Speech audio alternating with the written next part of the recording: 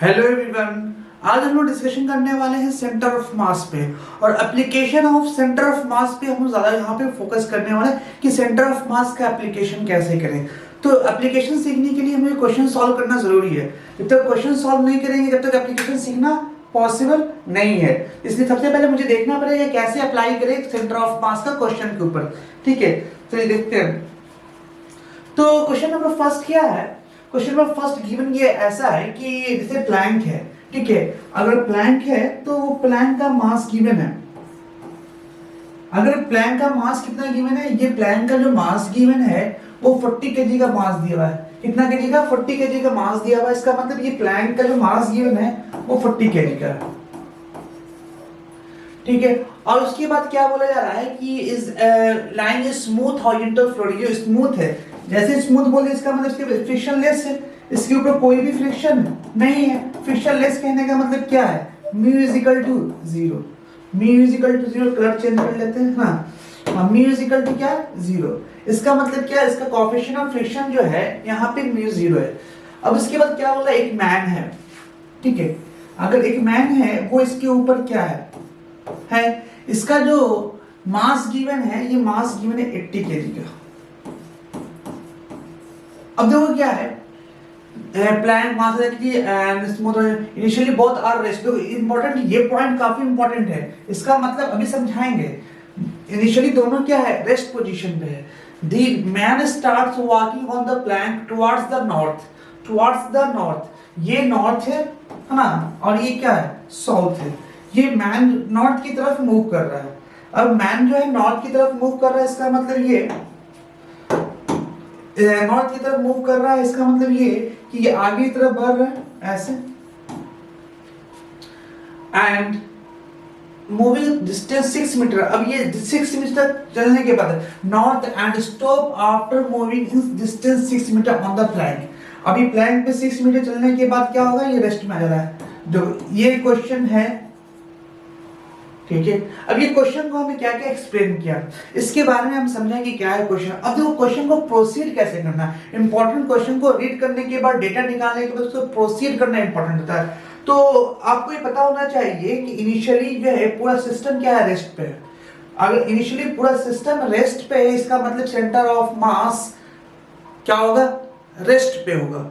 बहुत important point है कि अगर इनिशियली रेस्ट पे सिस्टम के ऊपर कोई नेट फोर्स नहीं लग रहा है और सिस्टम रेस्ट पे, दो पॉइंट है, बहुत दो इंपॉर्टेंट पॉइंट है कि सिस्टम रेस्ट पे है और सिस्टम पे कोई एक्सटर्नल फोर्स नहीं लग रहा है, तब सेंटर ऑफ मास जो है रेस्ट पोजीशन पे होगा। सेंटर ऑफ मास चेंज नहीं करेगा। अब ये बात बहुत अच्छे समझ में नहीं आ रही, लेकिन क्वेश्चन तो सॉल्व हो जाएगा इससे। देखिए होगा क्या कि अगर ये ऐसा है तो सेंटर ऑफ मास रेस्ट पे है, तो यूज करते हैं हम लोग क्या कि m1 x1 is equal to m2 x2। तो देखते हैं इस कंसेप्ट के हिसाब से। जैसे मैन जो है ना, जैसे ये तो ये प्लैंक जो है x डिस्टेंस, कलर चेंज करके देखते हैं यहाँ पे, है ना। अब देखो क्या है, मान लो कि प्लैंक जो है x डिस्टेंस इधर मूव किया। तो जब x डिस्टेंस प्लैंक मूव किया, ये x डिस्टेंस मूव किया, तो अभी तो यहाँ पे था, एक मिनट, यहाँ पे था, सेंटर ऑफ मास यहाँ लाई कर रहा था, ठीक है। सेंटर ऑफ मास बीच में लाई कर रहा था। अभी ये x डिस्टेंस प्लैंक मूव किया आगे की तरफ। इसका मतलब ये कि अगर प्लैंक x डिस्टेंस मूव किया तो ये भी यहाँ आगे की तरफ मूव किया x मीटर। अगर इसका मतलब ये यहाँ से यहाँ की दूरी x मीटर है, तो सेंटर ऑफ मास भी x मीटर आगे की तरफ बढ़ा होगा यहाँ पे। इसका मतलब ये अब ये डिस्टेंस को चलना था, है ना, इसको चलना था 6 मीटर, लेकिन अब जो ये मास चलने वाला है 6 माइनस x मीटर चलेगा। 6 माइनस x मीटर चलेगा। कौन? ये मैन। जबकि प्लैंक जो चल चुका है कितना? x metre. इसलिए जो प्लैंक का मूवमेंट है और इसका मूवमेंट, दोनों का मूवमेंट अपोजिट डायरेक्शन में। अपोजिट डायरेक्शन कहने का मतलब क्या? प्लैंक आगे, प्लैंक जो है मूव कर रहा है पीछे की तरफ और मैन मूव कर रहा है आगे की तरफ। तो m1 मास किसका है? 80 केजी का। तो 80 केजी जो मास है वो कितना मूव करेगा? वो जाएगा पूरा का पूरा क्या है? 6 मीटर, लेकिन जाना चाहिए था इसको 6 मीटर, लेकिन x डिस्टेंस के चलने की वजह से ये मैन जो चलेगा वो 6 माइनस x डिस्टेंस ही चल पाएगा। और m2 जो मास है, जो प्लैंक है, वो प्लैंक जो है एक्स डिस्टेंस ही मूव किया, प्लैंक का मास कितना है 40 kg, तो 40 इंटू एक्स, इसको हम सॉल्व करते हैं,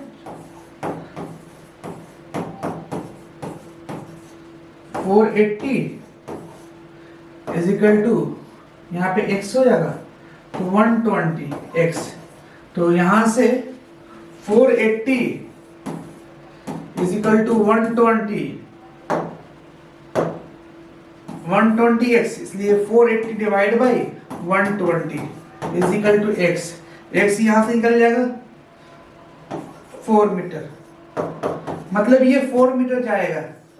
देखो 4 मीटर दिखा हुआ गिवन दिया, लेकिन हाँ जैसे ये मूव करेगा आगे की तरफ, ये प्लैंक क्या होगा पीछे की तरफ जाएगा, मतलब साउथ की तरफ मूव होगा, the plank slide south by distance 4 metre, ये ऑप्शन सही होगा। बट ये तो क्वेश्चन सॉल्व हो चुका, लेकिन इसके पीछे का कंसेप्ट अभी तक समझ में नहीं आया। हम क्यों कर रहे हैं m1x1 m2 x2, क्या इसके पीछे का लॉजिक है, इसको समझते हैं।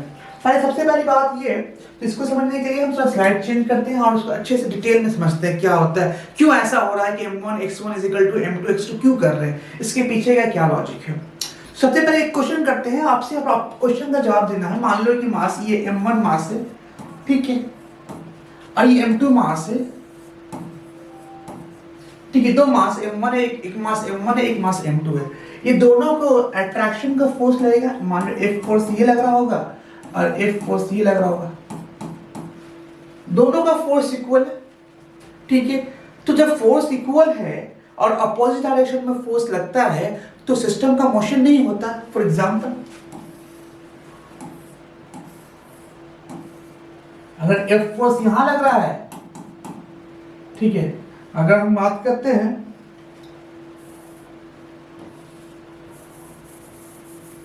F फोर्स यहां लग रहा है और F फोर्स यहां लग रहा है, क्या सिस्टम चलेगा? नहीं चलेगा, क्योंकि फोर्स इक्वल फोर्स यहां भी लग रहा है, इक्वल फोर्स ये भी लग रहा है, यहाँ पे बॉडी पूरा का पूरा सिस्टम क्या है, रेस्ट में रहेगा, जबकि ये रेस्ट में नहीं है। और एग्जांपल लेके समझाते हैं, मान लो प्लस क्यू चार्ज है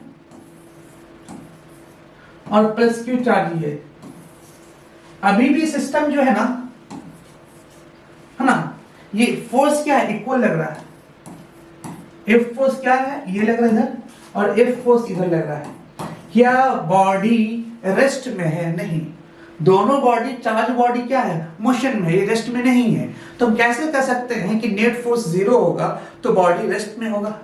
ये कहना पॉसिबल ही नहीं है, ठीक है। ऐसा क्यों होता है कि यहाँ पे नेट फोर्स होने के बावजूद भी, ये नेट फोर्स होने के बावजूद भी ये बॉडी का मोशन हो रहा है, कहीं ना कहीं बॉडी का मोशन दिख रहा है।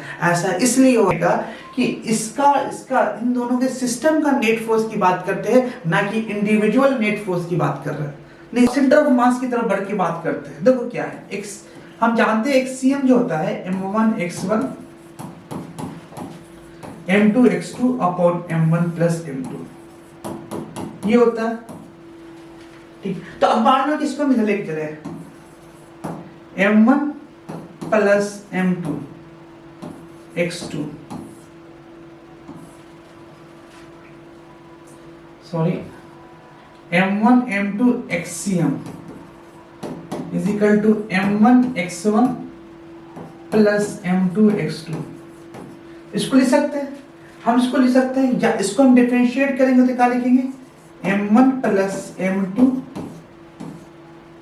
vcm is equal to m1 v1 plus m2 v2। या फिर अगेन डिफरेंशिएट करते हैं तो क्या होगा, m1 प्लस m2, हम क्यों कर रहे हैं अभी बात समझ में आएगी, m1 a1 plus m2 a2। देखो क्या है, इस सिस्टम पे नेट फोर्स 0 है। नेट फोर्स 0 कहने का मतलब क्या है, इसका एक्सेलरेशन 0 है, इस सेंटर ऑफ मास का एक्सेलरेशन 0 है। इसका मतलब बिल्कुल नहीं है कि a1 और a2 0 है। सेंटर ऑफ मास का एक्सेलरेशन 0 है, नेट फोर्स 0 कहने का मतलब क्या है, सेंटर ऑफ मास का एक्सेलरेशन 0 है। तो ये कतई नहीं बोल सकते हैं कि a1 और a2 और 0 है। a1 और a2 चेंज हो सकता है, मतलब क्या, m1 a1 plus m2a2, net क्या होगा, 0 होगा। मेरी बात समझ में? तो इसलिए ये m1 a1 और a2 जो चेंज हो रहा है, ये दोनों इंटरनल फोर्स की वजह से चेंज हो रहा है। और यहां पे भी जो मास जो है ना, ये ग्रेविटेशनल फोर्स की वजह से अट्रैक्शन हो रहा है, जबकि इसका इंटरनल फोर्स जो है ना, ये इसको एक दूसरे को रिपेल नहीं कर पा रहा है। बात समझ में? तो नेट फोर्स होने के बावजूद भी बॉडी का मोशन हो सकता है ड्यू टू इंटरनल फोर्स या internal energy, due to internal. मेरी बात समझ में आई? तो यहाँ पे नेट फोर्स 0 कहने का मतलब m1 a1 plus m2 a2। तो क्या है, इसलिए इतना डिटेल समझाने की कोशिश करें, जब तुम्हारे सामने क्वेश्चन आएगा ना, तो आप अप्लाई करें कि नहीं करें सेंटर ऑफ मास, बड़ा कंफ्यूजन होता है। तो उसको समझने के लिए आपको डिटेल के बारे में डिटेल जानकारी होना जरूरी है। तो इसी तरह से हम आगे बढ़ते हैं और देखते हैं। तो यहाँ पे हम VCM की बात कर लेते हैं। तो VCM जो है ना, ये VCM कांस्टेंट, अगर एक्सेलरेशन 0, इसका मतलब VCM जो है वो कांस्टेंट होगा। VCM क्या होगा, VCM कांस्टेंट है। अगर VCM कांस्टेंट है, इसका मतलब ये कि m1 प्लस m2 जो है, इसका v कांस्टेंट, इसका मतलब